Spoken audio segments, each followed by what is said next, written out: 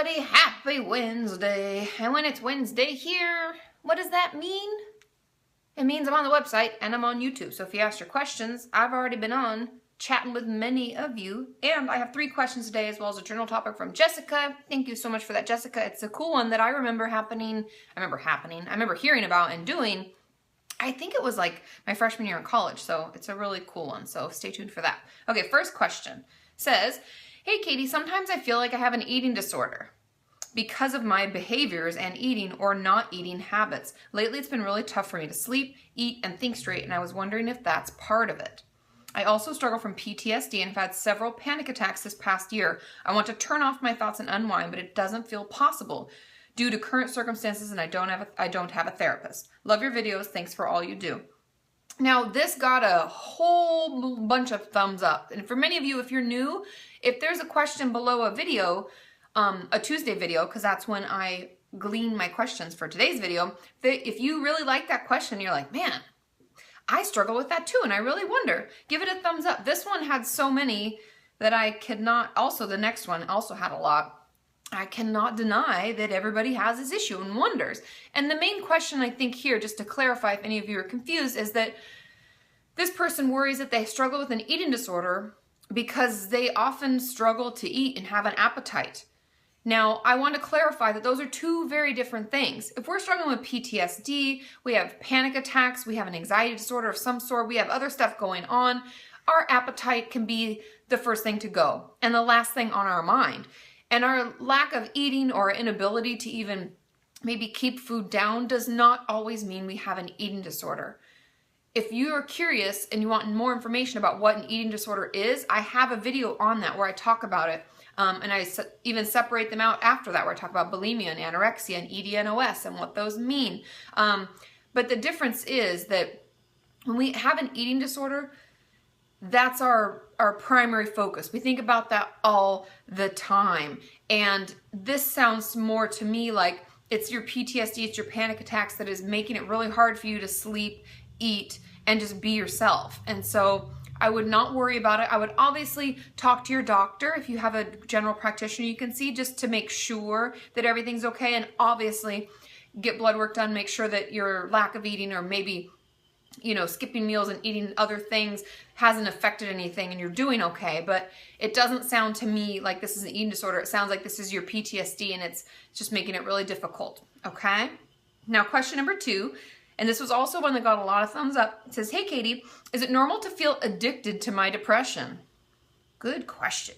I feel like it's part of me and I don't know what I'd do without it or even if I want it to go away. However crazy that sounds. Now, there is so much I could talk about on this, but the main thing I want to say is that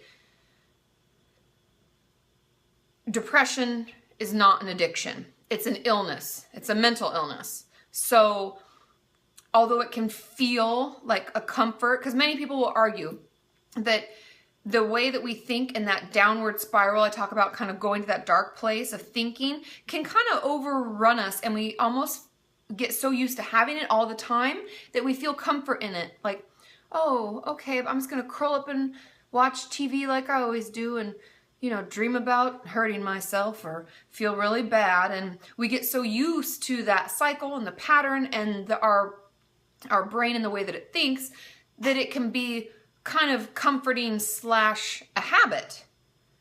But I don't want you to mistake that for thinking it's an addiction. Addiction is very different. And I know many people are going to disagree with me and many of you might be frustrated by what I'm saying, but diagnostically speaking, it's a separate item. Those are very different. Addictions are different than a depression. Depression is a mental illness. And there are some times, like, let's apply some of the 12-step ideas that work for addiction to our depression. Now, obviously admitting that we have a problem and stuff, that can maybe help. I don't know, talking about it helps, we know that. But there are people who are going to say, if you're really struggling with your urges to drink or, do drugs or have sex or whatever your addiction is that you're going to a meeting for or whatever, they're going to tell you, to stop and call someone and make it stop, right? Don't do it. Leave. But when we have depression, we can't just stop. I believe that there are times when we actually cannot help ourselves with our depression. Sometimes it's got such a tight grip on us that day that it's just shit. And we try our best. We make sure that we're, we do as many things as we can to help ourselves. But sometimes it's just a bad day and we can't just stop it. Like when people try to fight the urges for addiction, we can't fight the urges for depression in the same way because it's a mental illness and we're really struggling with imbalance in our brain and all sorts of different chemicals that we didn't get. And I know substance abuse and stuff also falls into a diagnosis and an illness, but I want you to see the separation. And I hope that that's clear. That's why I feel like there's so much to talk about this, but that's how I separate them. It can feel comforting and we can get used to it, but it's not, I wouldn't say it's an addiction. And you can converse below. If you disagree, agree, that's fine. Everybody's going to have different opinions, but based on what I know and what I've seen and just my knowledge overall, I just do not believe that it is. Okay? Question number 3. Okay, so I struggle with EDNOS and almost feel like my therapist in a way is triggering and makes me want to keep restricting / engaging in disordered behaviors. A lot of you have talked about this. This is a big thing on the website. I'm not sure why, but she'll sometimes say things like, I don't think you have a full-blown eating disorder yet, but you're definitely headed down that path and your mind / behaviors aren't healthy. Or I want to stop this before you get really bad. And inside I feel like my unhealthy voice thinks that's not good enough and I want to keep restricting and losing more weight almost so that I can have my therapist think that I actually have an eating disorder. Also, my dietitian always describes me as having EDNOS, who keeps in touch with my therapist. So that's a little confusing. So maybe my therapist just doesn't realize how much I'm struggling. I don't know. And many of you said that therapists can be triggering. I've even had clients in the inpatient place, when I referred them out, call me and be like, oh, this one is too skinny. I can't see her. It's very triggering for me. And as always, it's important for us to have a really good relationship with our therapist so that we can actually communicate with them and get what we need out of it. Because like I've said before, as a therapist, we're here for you. We're in it for you. We want to make sure that you're getting what you need and we're supporting you in the way that you need us to. And this therapist, and this is only, obviously when I hear these things, I'm just taking one person's experience and I'm just expressing my opinion about it. It sounds like she doesn't really know much about dealing with eating disorders because I would never say that to anybody. That's just, it's triggering. That's how I would feel. I'd feel triggered.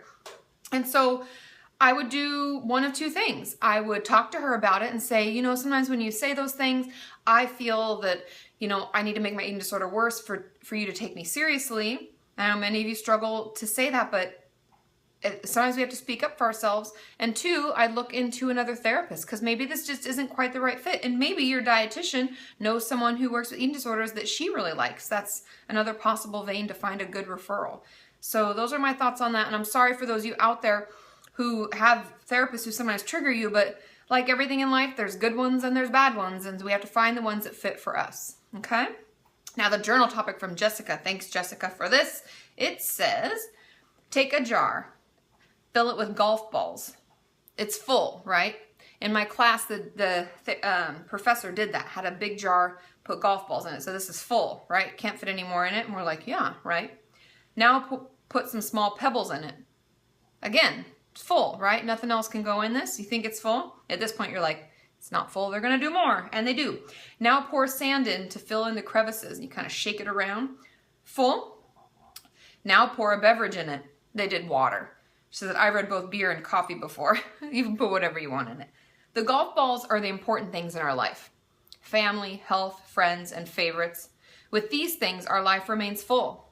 The pebbles are other things that matter, like your job, your house, etc. And the sand is everything else. But if we put the sand in first, we can't fit the golf balls. But there's always time for a beverage with a friend. And I thought this was such a cute, clever thing. And I would urge all of you to figure out, what are your golf balls in your life? What should you put in first? What should you make time for first? Because in life, things get busy and we run around like crazy and we try to make everyone happy and do all these things and keep everything afloat. And we can lose track of what's really important. Who do we really care about? Who cares about us? Who are our golf balls? So find your golf balls. And I think that's a really cool one. Thanks, Jessica. I love you all. I'll be on Twitter tomorrow, so ask your questions using the hashtag KatieFAQ. Bye!